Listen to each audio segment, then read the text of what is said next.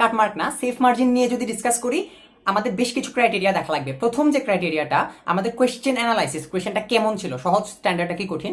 দ্বিতীয়ত আমরা দেখবো যে পাস হিস্ট্রি কি বলে, এতদিন ধরে হয়ে আসা মেডিকেল অ্যাডমিশন টেস্টের কোয়েশ্চেনের কাটমার্ক অ্যান্ড হচ্ছে গিয়ে আদার্স। এবং লাস্টলি এবারে মেডিকেল অ্যাডমিশন টেস্টের সিট নিয়ে কথা বলবো, অর্থাৎ সিট সংখ্যা। তুমি খেয়াল করে দেখো, এবার কিন্তু ডেন্টালের কোয়েশ্চেনও ডেন্টালের সিটও অ্যাড হয়েছে। সো ডেন্টালের সিট যেহেতু অ্যাড হয়েছে, এবারের কাটমার্কটা তুমি গতবারের বা যে বছর প্রশ্ন সহজ হয়েছে তার সাথে মিলাইলে হবে না। তাহলে আমরা প্রথম থেকে শুরু করি। প্রশ্ন কেমন হয়েছে? একদম সহজ কথায় সহজ হয়েছে প্রশ্নটা, ঠিক আছে। স্ট্যান্ডার্ড আমি বলবো না, স্ট্যান্ডার্ড থেকে একটু, খুব বেশি না, একটু কম। কেন? কারণ এখানের যে বায়োলজি কোয়েশ্চেনটা, এটা টোটালি কোনো সেন্স মেক করে না, একদম সোজা কথা। দ্বিতীয় কথা, এখানের যে বাকি কোয়েশ্চেনগুলো, জিকে গতবারের সাথে এবারে যদি তুমি মিলাও, গতবারের জিকে কম্পারেটিভলি টাফ ছিল। 3 নাম্বার, এখানে বেশ কিছু, এই প্রশ্নে বেশ কিছু ফাইজলামি হয়েছে। প্রথম ফাইজলামিটাই হইতেছে 1 ঘন্টা 15 মিনিটের প্রশ্ন পরীক্ষা নেওয়া। দ্বিতীয় ফাইজলামিটা হচ্ছে মানবিক গুণাবলীর যে 5টা প্রশ্ন অ্যাড করছে, খুবই মানে আমার মনে হচ্ছে ফাইজলামি করছে। এবং তৃতীয়ত বায়োলজির প্রশ্নটা একদম সহজ করা, এটার কারণে একদম যারা ভালো মতো প্রিপারেশন নিয়েছিল তাদের তো প্রিপারেশনটা জাজ হয় না। আচ্ছা, হোয়াট এভার ইট ইস, আমরা একদম ডিটেলস আলোচনা করি প্রশ্নের।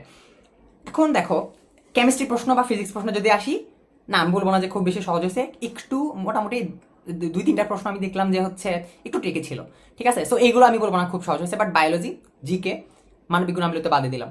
হ্যাঁ, ইংলিশটা বরাবরের মতোই আসছে। এখন এই প্রশ্ন তুমি কতটুকু সেফ ধরতে পারো, এই প্রশ্ন যদি গতবারের সাথে তুলনা করো, আমি বলবো গতবারের সমানই মতোই হয়েছে, এক্সেপ্ট বায়োলজিটা একটু বেশি সহজ হয়ে গেছে। এখন এটার সেফ মার্ক আমি যদি বলি 75 প্লাস মাইনাস। হ্যাঁ, সোজা কথা, 75 প্লাস মাইনাস। কেন 75 প্লাস মাইনাস বলছি? গতবারের কাটমার্ক তো চেয়ে কম ছিল, বাট প্লাস মাইনাস বলার এটাই কারণ যে তুমি একদম একটা ফিক্সড কোনো কিছু ধরে না নাও, ঠিক আছে। আল্লাহ চাইলে 75-এর কমেও তোমার চান্স হবে, বাট একদম মানে মোটামুটি শিওর যেটা বলতে পারি সেটা হচ্ছে বিভিন্ন কোয়েশ্চেনের সলভ মিলে, আমি নিজে লিঙ্ক দিয়ে দিব, সলভ টলভ মিলাই যারা দেখতেছো যে 70-এর কম আসছে, তাদের অ্যাকচুয়ালি একটু সেকেন্ড ব্যাকআপ নিয়ে চিন্তা ভাবনা করা লাগবে, তাদের একটু ভার্সিটি এবং অন্যান্য অ্যাডমিশন টেস্ট নিয়ে চিন্তা ভাবনা করা লাগবে, ঠিক আছে। সো যাদের একটু কোয়েশ্চেন মিলায়ে তোমার হচ্ছে গিয়ে 70-এর কম আসছে, তারা একটু মানে তাদেরকে আমি হোপ দিতে চাইতেছি না, মেন কথা।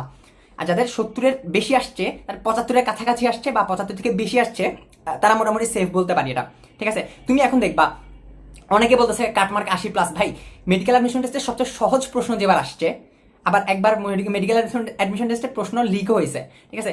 তখনও এত কাটমার্ক মানে 80-85 কাটমার্কে যাইতে পারে না মেডিকেল অ্যাডমিশন টেস্টের কোয়েশ্চেন, ঠিক আছে। যেবার ফাঁস হয়েছে সেবারও 80-85 যায় নাই। তো তুমি কেমনে এবারে চিন্তা করতে পারো যে মেডিকেল অ্যাডমিশন টেস্টের প্রশ্নের মানে কাটমার্ক এত উপরে উঠবে? আমার মনে হইতেছে যে 75+ ইজ সেফ। এবং এটা আমি শুধু মনে হওয়া না, এটা আমি অনেকভাবে বললাম যে অনেক ক্রাইটেরিয়া মিলাই, অনেক ক্যারেক্টারিস্টিক মিলাই সেট করলাম আর কি। তো 75+ যদি থাকো, আল্লাহ আল্লাহ করো।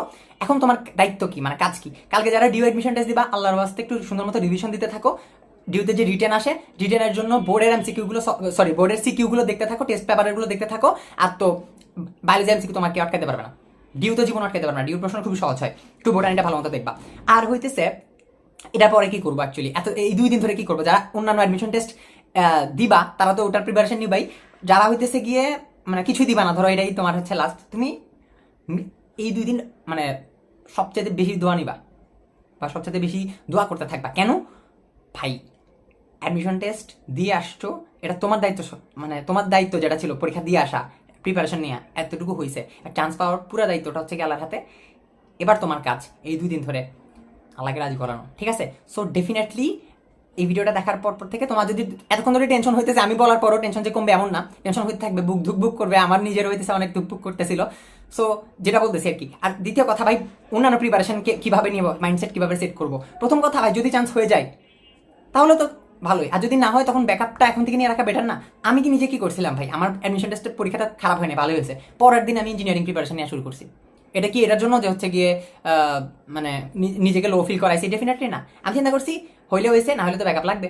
সো মাথা ঠান্ডা করে সুন্দর মতো পড়তে বসো, যদি পরবর্তী অ্যাডমিশন টেস্টগুলো দাও। যদি না দাও, যেটা বলছি, তোমার 75+ মার্ক থাকলে বা একটু ধারে কাছে যদি থাকে, তাহলে মোটামুটি তুমি শিওর। সো আর কি বলবো, বেস্ট অফ লাক। আর কি নিয়ে চিন্তা ভাবনা করতেছো একটু বলতে পারো। এবার অ্যাডমিশন টেস্টের কোয়েশ্চেন খুব বেশি কঠিন হয় না, এটাই লাস্ট আমার অপিনিয়ন।